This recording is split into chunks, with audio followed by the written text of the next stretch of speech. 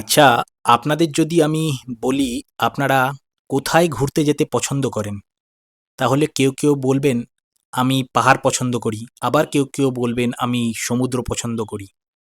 আমি যদি আপনাদের বলি যে ভারতবর্ষের এমন কিছু জায়গা আছে যেখানে পাহাড় বা সমুদ্র একসঙ্গেই আপনি দেখতে পাবেন, উপভোগ করতে পারবেন, তাহলে কেমন হয়? হ্যাঁ, তার মধ্যে একটা জায়গা হলো ভাইজ্যাক। এই ২-৪ দিন হলো আমি ঘুরে এসেছি জায়গাটা থেকে। অসাধারণ সুন্দর জায়গা। অবশ্যই আপনাদের সঙ্গে সবকিছুই শেয়ার করব। ভাইজ্যাকে আপনি পাহাড় দেখতে পেয়ে যাবেন,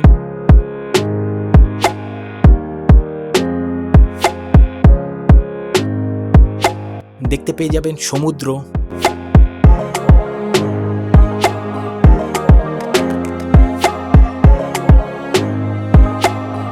ওখানে আপনি দেখতে পেয়ে যাবেন প্রাকৃতিক দারুণ সুন্দর একটা গুফা।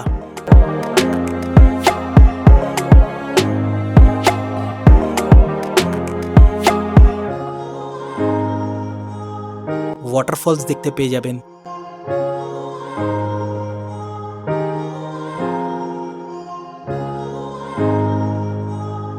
আর দেখতে পাবেন অসাধারণ একটা সুন্দর পাহাড়ের বুক চিরে একটা দারুণ ট্রেন জার্নির অভিজ্ঞতা।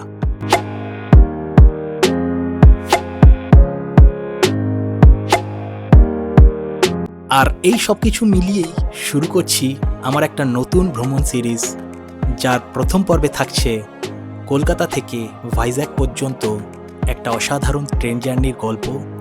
আর তারপরে ভাইজ্যাকে নেবে আমি কোথায় থাকলাম, কি করলাম, সব কিছু।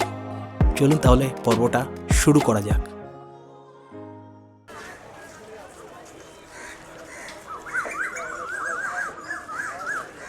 বছর শেষে ঝরা পাতা বলল উড়ে এসে, একটি বছর পেরিয়ে গেল হাওয়ার সাথে ভেসে। নতুন বছর আসছে, তাকে যত্ন করে রেখো, স্বপ্নগুলো সত্যি করে খুব ভালো থেকো। আজকে বৈশাখ মাসের ১ তারিখ ১৪৩২। আপনাদের প্রত্যেককে নতুন বছরের প্রীতি, শুভেচ্ছা ও অভিনন্দন। প্রত্যেকের ভালো কাটুক এই বছরটা। আর আজকের দিন থেকে শুরু করছি আমার নতুন জার্নি, নতুন ট্রিপ, ভাইজ্যাক ট্রিপ। প্রতিবারের মতো আমার আজকের জার্নিটাও শুরু হবে আমার বাড়ির পাশের স্টেশন সুভাষগ্রাম থেকে। এখন বাজে ৮টা ১৪, ৮:৩০ বারুইপুর লোকাল ধরে আমি যাব শিয়ালদা থেকে দিকে। শালিমার থেকে আমার ১১টা ১৫-তে ইস্ট কোস্ট এক্সপ্রেস আছে, ওইটা ধরে আমি যাব বিশাখাপত্তনম বা ভাইজ্যাক। আমার আজকের এই ভাইজ্যাক ট্রিপে আমি আপনাদের একটা আইডিয়া দিয়ে দেবো যে ভাইজ্যাকে যেতে গেলে বা ওখানে ঘুরতে গেলে কত কি খরচা হয় বা কোথায় কোথায় ঘুরবেন। তো একটা ভিডিও আসবে না, পরপর কয়েকটা ভিডিও আসবে। আপনারা আমার ভিডিওগুলো যদি ফলো করেন তাহলে মোটামুটি আপনাদের একটা ধারণা হয়ে যাবে যে ভাইজ্যাকে গেলে কত কি খরচা আছে বা কোথায় কোথায় ঘুরতে পারেন বা কোথায় থাকতে পারেন। টাইম হয়েছে ৮টা ৩০, ট্রেন ঢুকছে ১৪৬-১৯ বারুইপুর লোকাল, যেটা বারুইপুর থেকে শিয়ালদা পর্যন্ত যাবে। আজকে যেহেতু পয়লা বৈশাখ, সেই কারণের জন্য ভিড়টা একটু কম আছে, কারণ এইটা হচ্ছে ৮:৩০ সময় অফিস টাইম। এখানে আমি এইরকম ভিডিও বানিয়ে উঠবো ট্রেনের মধ্যে, এইরকম করাই যায় না। তো যাই হোক, ট্রেনটা আজকে ফাঁকা পাওয়া যাবে, পয়লা বৈশাখের দিন আরামসে যাওয়া যাবে।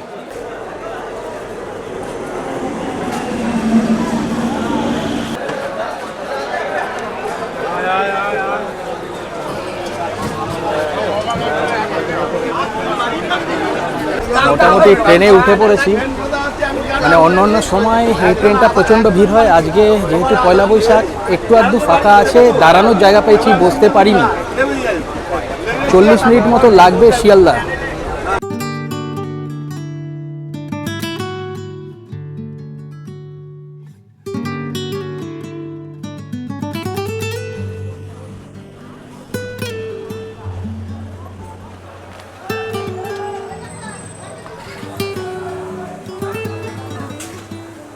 সময়ের ঘড়ি বলছে এখন ৯টা বেজে ১১ মিনিট। পৌঁছে গেলাম শিয়ালদা স্টেশনে। এবার আমাকে এখান থেকে ট্রান্সফার হতে হবে শালিমার স্টেশনে। চলুন বাইরে যাই, বাইরে গিয়ে চিন্তা ভাবনা করব আমি কি করব, বাসে করে যাব না অন্য কোনো অপশানে যাব।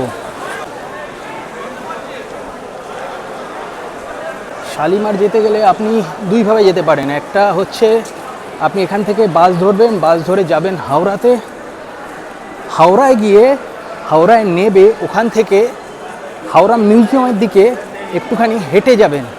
হাওড়া মিউজিয়ামের দিকে হেঁটে গেলে ওখান থেকে আপনি পেয়ে যাবেন টোটো, 30 টাকা ভাড়া নেবে, আপনাকে পৌঁছে দেবে শালিমারে। আমি এখান থেকে একটা র্যাপিডো বাইক ভাড়া করব, করে ডাইরেক্ট চলে যাব শালিমার স্টেশনের দিকে। সবাই বলে যে এই শালিমার বলুন বা চিতপুর বলুন যেতে খুব প্রবলেম। আমার তো মনে হয় না কোথাও কোনো প্রবলেম, একদম ইজি রাস্তা। হাওড়ায় নামলে একটু পেছন দিকে গেলেই আপনারা টোটো পেয়ে যাবেন। শিয়ালদা থেকে যদি আপনাদের ট্যাক্সি বা কোনো রকম কোনো ইয়েলো ট্যাক্সি ভাড়া করতে হয়, তাহলে আপনারা এই যে সামনে প্রচুর ট্যাক্সি আছে, এখান থেকে ভাড়া করে নিতে পারেন। সামনে আছে ট্যাক্সি স্ট্যান্ড, আর ওখানে হচ্ছে কাউন্টারও আছে যেখান থেকে আপনারা প্রিপেড ট্যাক্সি ভাড়া করে নিতে পারেন। আমি র্যাপিডো বুক করে নিলাম। হ্যালো, এই তো বিআর সিংয়ের সামনে, বিআর সিংয়ের সামনে, গেটের সামনে। হ্যাঁ, তো র্যাপিডো বুক করেছিলাম, সেখান থেকে র্যাপিডোওয়ালা ফোন করেছিল। যাই হোক, তো আমাকে এখানে দাঁড়াতে বললো বিআর সিং এই গেটের সামনে। এখান থেকে আমি শালিমার পর্যন্ত যাব, ভাড়া দেখাচ্ছে 97। মোটামুটি আমার ঠিকঠাক লাগলো, সেই কারণের জন্য আর বাসে করে গেলাম না। বাসে গেলে আপনাদের হাওড়ায় নামতে হবে, ভাড়া লাগবে সেক্ষেত্রে 15 টাকা। তারপর ওখান থেকে আরও 30 টাকা দিয়ে টোটোতে আপনাকে যেতে হবে শালিমার।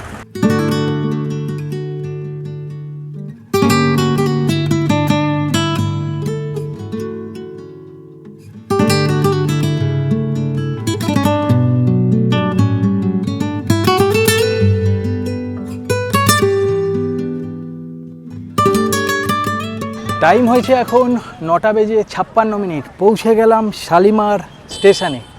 ট্রেন আমার আছে 11:15-তে, মোটামুটি হাতে 1 ঘন্টা 15 মিনিট সময় আছে। একটু চা খাবো, তারপরে আস্তে আস্তে ভেতর দিকে ঢুকবো। 180-45 ইস্ট কোস্ট এক্সপ্রেস, এই ট্রেনে করে আমি আজকে যাব বিশাখাপত্তনম মানে ভাইজ্যাগে। এই ট্রেনটা প্রত্যেক দিন এই শালিমার থেকে ছাড়বে, ছেড়ে হায়দ্রাবাদের চরলাপল্লী পর্যন্ত যাবে প্রত্যেক দিন। আর টোটাল ডিস্টেন্স কভার করবে 1584 কিলোমিটার। টোটাল স্টপ দেবে 56টা, আর মোটামুটি টাইম লাগবে 31 ঘন্টা 10 মিনিট মতো, মানে এটা অফিসিয়াল টাইম, লেট হলে আরও বেশি। আপনারা যদি কলকাতা থেকে হায়দ্রাবাদ বা বিশাখাপত্তনমে যান তাহলে প্রচুর ট্রেন আছে। এটা যেহেতু এক্সপ্রেস ট্রেন, সেই ক্ষেত্রে একটুখানি বেশি সময় নিচ্ছে। আপনারা যদি সুপারফাস্টে যান তাহলে আরও অনেক কম টাইমে আপনারা পৌঁছে যেতে পারবেন ভাইজ্যাগ বা বিশাখাপত্তনম বা হায়দ্রাবাদ বা চেন্নাই। তো আমি কিছু ট্রেনের নাম্বার আমি স্ক্রিনে দিয়ে দিলাম, আপনারা দেখে নেবেন। টাইম এখন 10:18। ট্রেন এখনও পর্যন্ত 1 নম্বরে দেয়নি, তবে ঢুকছে ট্রেন। এই হলো ট্রেন, ঢুকছে।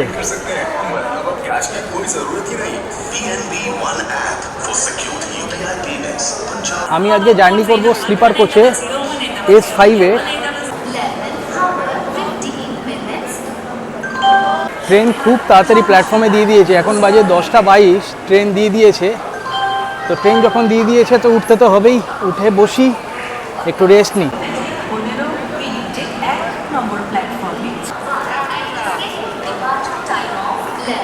মানে পুরো গাড়িটা একদম সামনে থেকে পেছন পর্যন্ত দেখে নিলাম। S6-এর পরে S5 পেলাম না, এই প্রথম হলো। পুরো সামনে S5 পুরো হাওয়া। তো আমি জিজ্ঞাসা করলাম একটা টিটিকে, তো বললো যেটা S4 ওটাই হচ্ছে S5 নাকি। অনেক কষ্ট করে পেলাম S5, মানে যেটা S4 ছিল সেইটা খুলে S5 লাগালো রেলওয়ে কর্তৃপক্ষ। যারা S4-এ উঠেছিল তারা ভাবছে এটা S4, কিন্তু আসলে হচ্ছে S5। যাই হোক, এই ট্রিপে আমি একা সফর করছি না, আমার সঙ্গে যাচ্ছে অনন্তদা। অনন্তদাকে আপনারা দেখেছিলেন প্রয়াগরাজে অনন্তদা আমাদের সঙ্গে ছিল। তো আমরা দুজন মিলে এই ভাইজ্যাক ট্রিপ করব। তো আমাদের বার্থ নাম্বার হচ্ছে S14 আর S16। তো পেয়ে গেছি, দুজনে উপরে উঠে যাব আর জার্নি করব।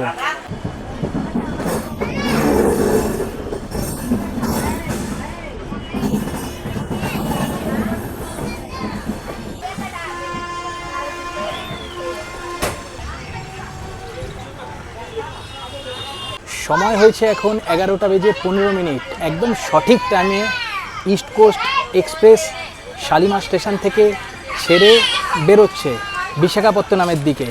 টোটাল ডিস্টেন্স কভার করবে শালিমার থেকে বিশাখাপত্তনম পর্যন্ত 875 কিলোমিটার, আর মাঝখানে স্টেশন পড়বে 35টা। 11:15 ছেড়েছে, পৌঁছাবে বিশাখাপত্তনমে পরের দিন সকাল 3:30-র সময়। মোটামুটি 16 ঘন্টা 10 মিনিট মতো সময় লাগবে।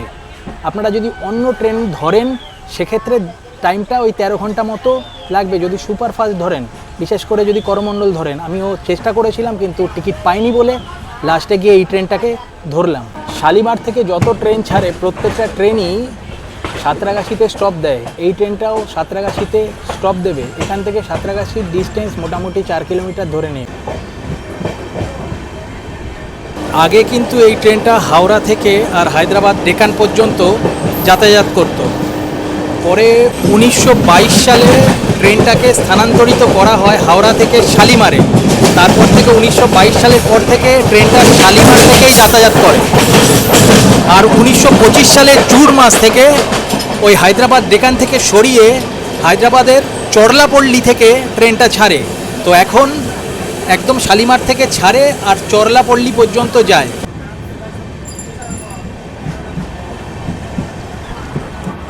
ট্রেনটা তার প্রথম সার্ভিস দেওয়া স্টার্ট করে 1957 সালের 1 আগস্ট। মোটামুটি 67 বছর হয়ে গেল।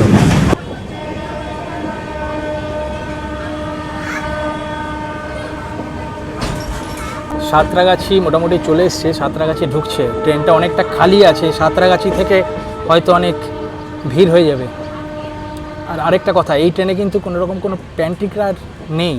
আপনারা যারা আসবেন এই ট্রেনে জার্নি করবেন তারা বাইরে থেকে কিংবা ক্যাটারিংয়ের মাধ্যমে খাবার অর্ডার করে নিতে পারেন। এই ট্রেনটা এখান থেকে যাবে হায়দ্রাবাদ, আর মাঝখানে টোটাল স্টেট কভার করবে 4টে। একটা হচ্ছে ওয়েস্ট বেঙ্গল, তারপরে উড়িষ্যা, তারপরে অন্ধ্রপ্রদেশ, তারপরে তেলেঙ্গানায় গিয়ে শেষ হবে। আমরা অন্ধ্রপ্রদেশে নেমে যাব, অন্ধ্রপ্রদেশের বিশাখাপত্তনমে নেমে যাব।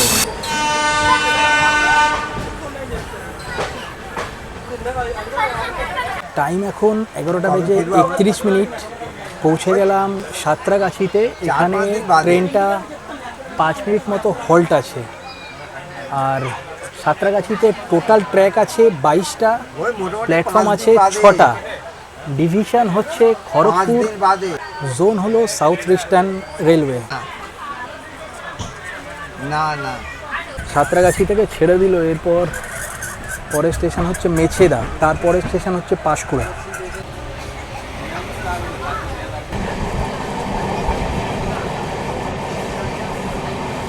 এই ট্রেনটাতে কিন্তু টোটাল 11টা কোচ আছে, তার মধ্যে হচ্ছে 7টা স্লিপার কোচ আর 5টা আছে হচ্ছে এসি 3 টায়ার।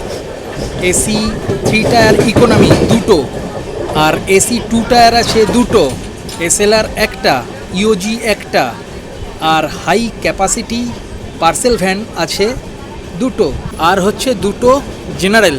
টোটাল মিলিয়ে 11খানা কোচ নিয়ে যাচ্ছে ট্রেনটা।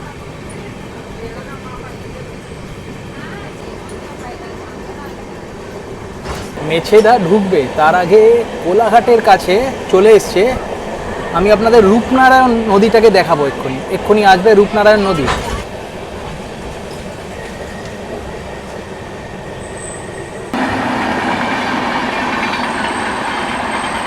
আসছে রূপনারায়ণ নদী, সামনে আছে।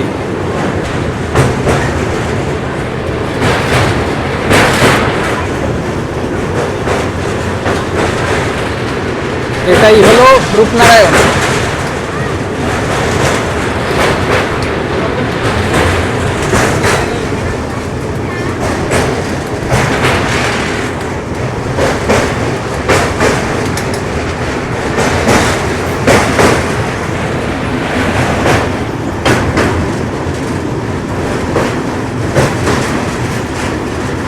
চলে গেল রূপনারায়ণ, এরপর আসবে কোলাঘাট, তারপরেই আসবে মেছেদা। এই হলো কোলাঘাট স্টেশন, এখানে স্টপ নেই।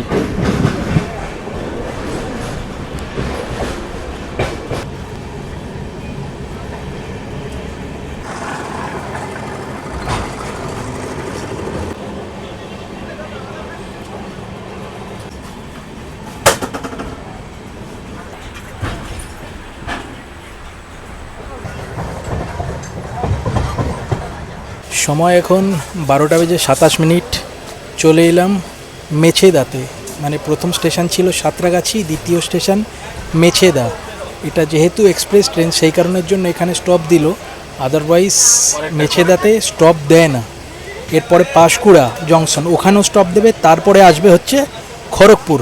শালিমার থেকে আর এই মেছেদা পর্যন্ত আসতে টোটাল ডিস্টেন্স কভার করলো 55 কিলোমিটার। আর এখানে 5 মিনিট হল্ট দেবে।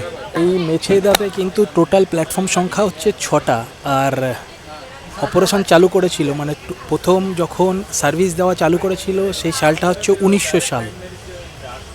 তো ছেড়ে দিল আমাদের ট্রেন মেছেদা থেকে। টাইম এখন 12:32।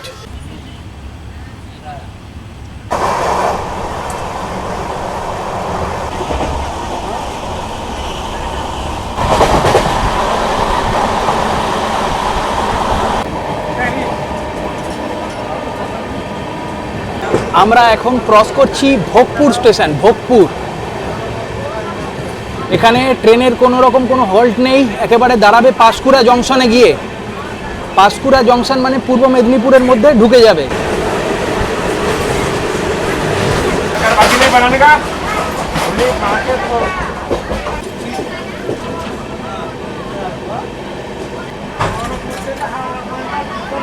টাইম এখন 12:47। পৌঁছে গেলাম পাঁশকুড়া জংশন স্টেশনে। এখানে 5 মিনিট মতো হল্ট আছে, তারপরে এখান থেকে বেরিয়ে যাবে। টোটাল প্ল্যাটফর্ম আছে 6টা। আর ডিভিশন খড়গপুর, আর হচ্ছে জোন সাউথ ইস্টার্ন রেলওয়ে। আর এই পাঁশকুড়া থেকে হলদিয়ার লাইন আলাদা হয়ে যাচ্ছে। এর পরের স্টেশন এখান থেকে চলে যাবে ডাইরেক্ট খড়গপুরের দিকে। একটা জিনিস লক্ষ্য করছি, প্রত্যেকটা স্টেশনে দেখছি প্রচুর পরিমাণে টিটি। আর আমরা যে কম্পার্টমেন্টে আছি S5, এখানে প্রচুর পরিমাণে মানে টিকিট ছাড়াই লোকজন উঠে যাচ্ছে, আর টিটিরা উঠছে, টিকিট কেটে দিচ্ছে, কেউ কিছু বলছে না। আমি জানি না ট্রেনটা খালি যাচ্ছে কিনা। এইরকম অনেক কটা সিট খালি আছে, আবার এই রকম টিকিট না ছাড়াই লোকজন উঠে যাচ্ছে। টাইম 12:53। ট্রেন ছেড়ে দিল পাঁশকুড়া জংশন রেলওয়ে স্টেশন থেকে। 5 মিনিট হল্ট দেওয়ার কথা ছিল, 3 মিনিট এক্সট্রা দিয়েছে, মানে 3 মিনিট লেট করে ছাড়লো। এর পরের স্টেশন হচ্ছে খড়গপুর।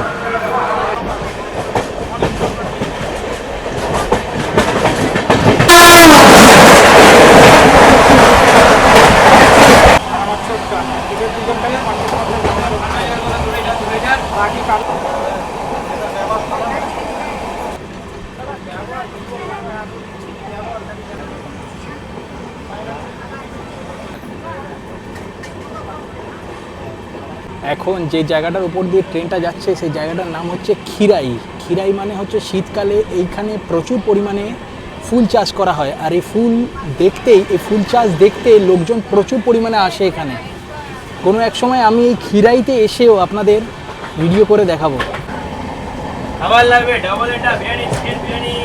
শীতকালে এইসব মাঠগুলো পুরো একদম ফুলের এত পরিমাণ চাষ করে, পুরো একদম রং বেরঙের হয়ে থাকে। আর যখন ট্রেনটা যখন এটার উপর দিয়ে যায় না, দারুণ দেখতে লাগে।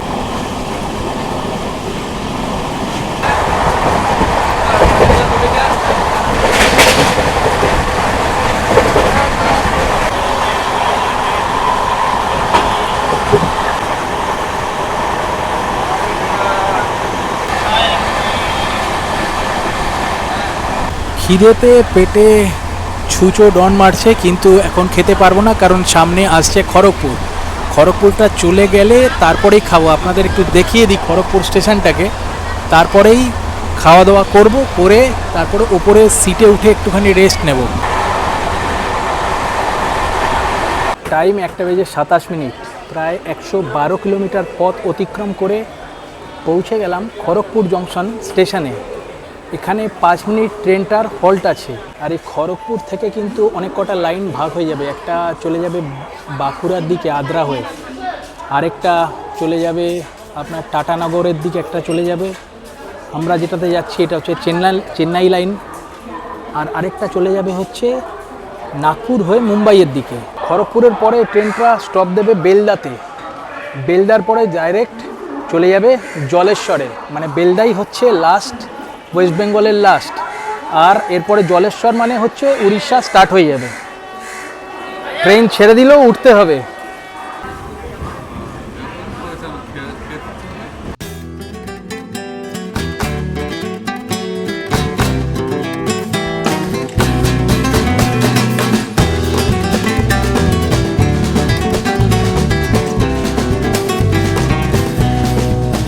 টাইম এখন 3:23। আমি কিছু খাওয়া দাওয়া করে ওপরে উঠে একটুখানি শুয়েছি। প্রচণ্ড পরিমাণে ঘুম পাচ্ছে, অনেক সকালবেলা উঠেছি। তো এখন ট্রেন এসে পৌঁছেছে জলেশ্বর। জলেশ্বরে 2 মিনিট হল্ট ছিল, তো ছেড়ে দিল। তো 1 ঘন্টা মতো প্রায় লেট আছে ট্রেন। আসার কথা ছিল 2:25, আসলো 3:22।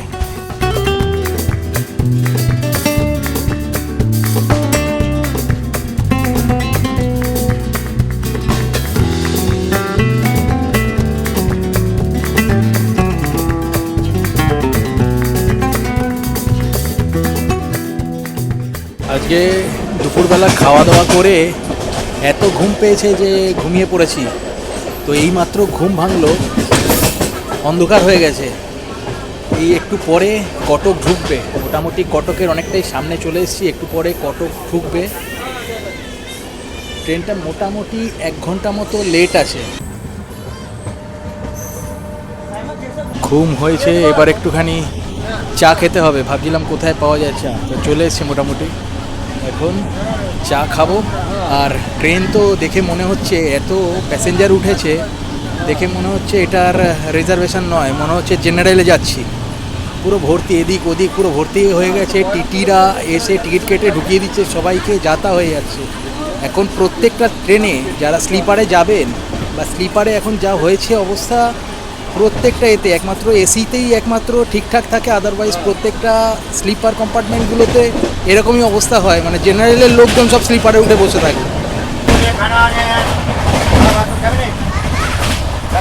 370 কিলোমিটার পথ অতিক্রম করে পৌঁছে গেলাম ধনমণ্ডল জংশনে, যেটা উড়িষ্যায় অবস্থিত। এখানে 2 মিনিটের হল্ট ছিল, বেরিয়ে যাচ্ছে এখন। মোটামুটি ট্রেন 1 ঘন্টা মতো লেট আছে। এর পরে স্টেশন আসছে কটক, যেটা 30 মিনিটের মধ্যে ঢুকবে।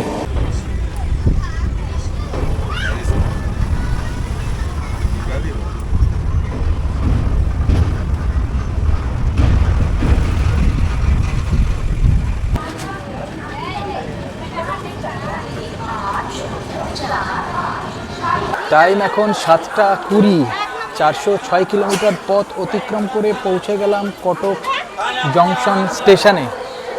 এখানে 5 মিনিটের একটা হল্ট দেবে, তারপরে বেরিয়ে যাবে ট্রেনটা। সামনে এরকম কাজ হচ্ছে বলে এইরকম শেড দিয়ে রেখে দিয়েছে, নইলে প্ল্যাটফর্মটা লম্বা আছে। টোটাল 6টা প্ল্যাটফর্ম আছে এই স্টেশনে। আর জোন হচ্ছে ইস্ট কোস্ট রেলওয়ে, আর ডিভিশন হচ্ছে খুর্দা রোড।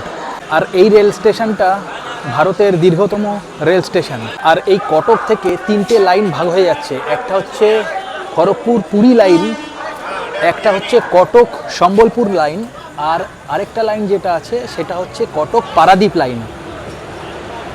বৃষ্টি হয়েছে এখানে, ক্লাইমেট পুরো ঠান্ডা হয়ে আছে। এতক্ষণ গরম ক্লাইমেটে আসছিলাম, এখানে প্রচুর পরিমাণে বৃষ্টি হয়েছে, ক্লাইমেট পুরো ঠান্ডা হয়ে আছে, ভাল লাগছে।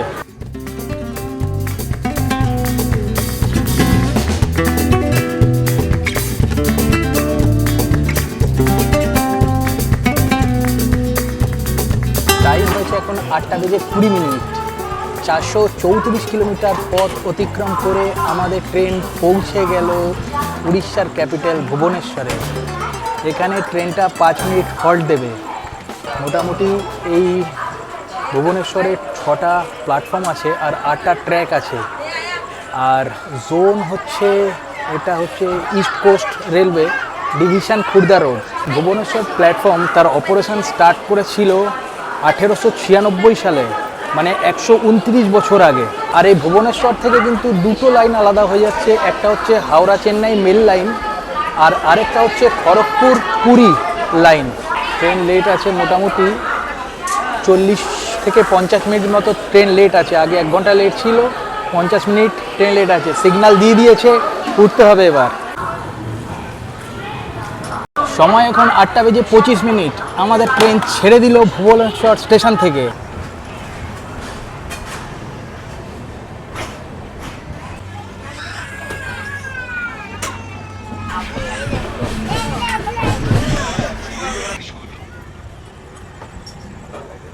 টাইম এখন 8:50।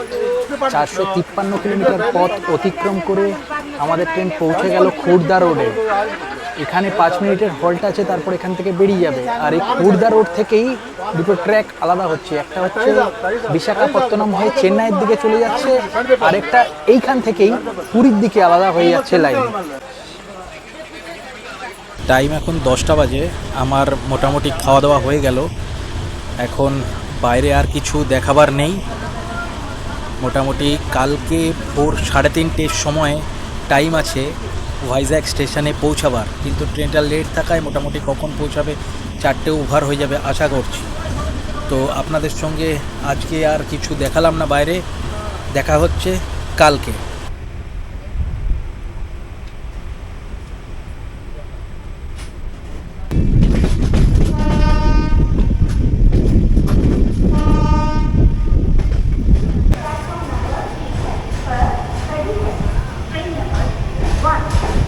টাইম এখন 3:22 ভোরবেলা। আর আমি পৌঁছে গেলাম বিশাখাপত্তনম স্টেশনে। 3:30টায় ট্রেনটা নামাবার কথা ছিল, 1 ঘন্টা লেট ছিল।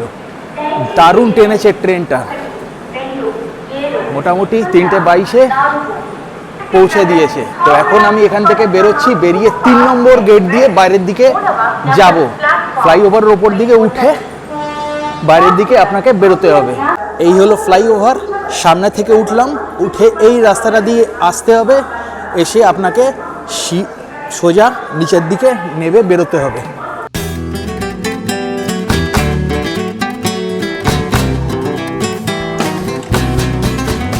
এই 3 নম্বর থেকে বেরিয়ে আপনারা বাইরের দিকে যখনই যাবেন মেন রোডের দিকে, তখনই আপনারা অনেক টোটো বা অটো পেয়ে যাবেন।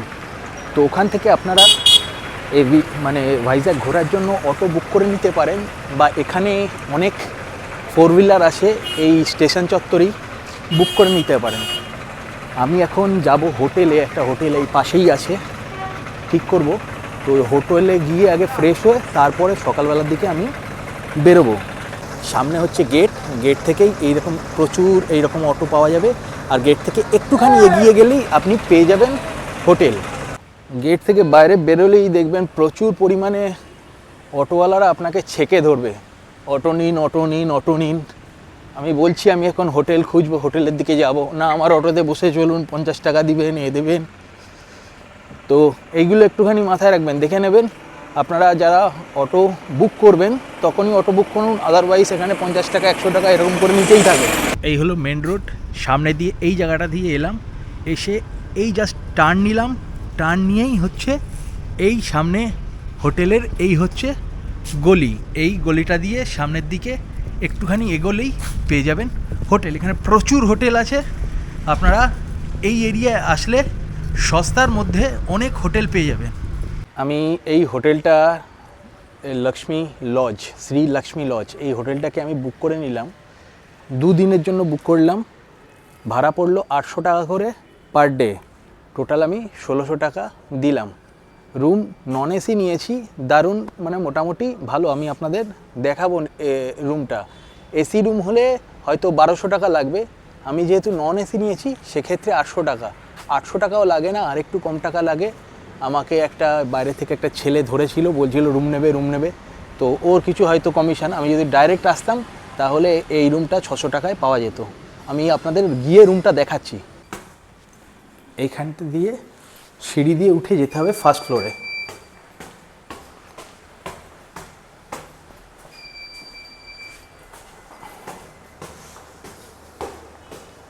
চলে এলাম, আর এই হলো নন এসি রুম মোটামুটি ছোটোখাটোর মধ্যে ভালোই রুম আছে। একটা ডবল বেড পেয়ে যাবেন, এদিকে একটা টিভিও পেয়ে যাবেন আপনারা। পাখা আছে ওপরে, ওয়েল ডেকোরেট করা আছে। আর এদিকে একটা মিরর টাইপের আছে, এদিকে একটা টেবিল পেয়ে যাবেন, এখানে একটা চেয়ার পেয়ে যাবেন। আর রুমের বাথরুমটা ঠিক এই রকম।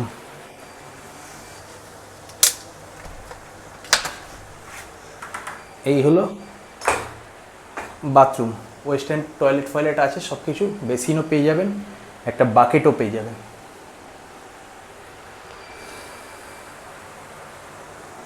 আটশো টাকায় মোটামুটি নন এসি রুম ঠিকঠাকই আছে বলা যায়। তো আপনারা যারা আসবেন তারা একটু স্টেশন থেকে বেরিয়ে 5 মিনিট একটু হাঁটলেই এই এরিয়ায় প্রচুর হোটেল, আমি আপনাদের পরের পর্বে দেখাবো। সকালবেলার দিকে অনেক কটা হোটেল আছে, আপনারা ওখান থেকে আরামসে নিতে পারেন। আমি যেহেতু রাত্রিবেলা 3:30-র সময় আসলাম, সেই কারণে বাছাবাছি করতে পারলাম না। একজন আমাকে ধরলো, বললো রুম চাই। আমি বললাম হ্যাঁ চলো রুম দেখাও। তো একটা রুম দেখলাম, নিয়ে নিলাম। আপনারা আসলে আরেকটু দেখে ঠেকে নিতে পারেন রুমগুলোকে। তবে এখানে রেট আপনাদের বলে দিচ্ছি, ওই রকম 500-600, আর একটু বেটার রুম নিলে 1000 টাকাও হবে নন এসি।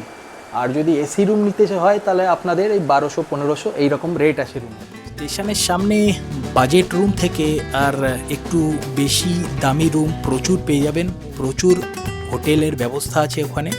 তো থাকা নিয়ে আমি মনে করি না যে ভাইজ্যাগে কোনো অসুবিধা হবে, বিশেষ করে স্টেশনের সামনে।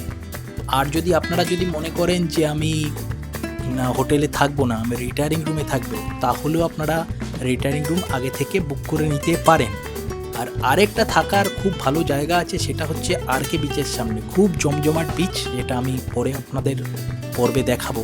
দারুণ জমজমাট বিচ। ওখানে কিন্তু রুমটা একটুখানি কস্টলি আছে, যেহেতু সমুদ্রের পার, সমুদ্রের বিচের সামনে, সেই কারণের জন্য। তো আপনারা আপনাদের পছন্দ মতো যে কোনো জায়গায় থাকতে পারেন, তো থাকা নিয়ে কোনো অসুবিধা হবে না।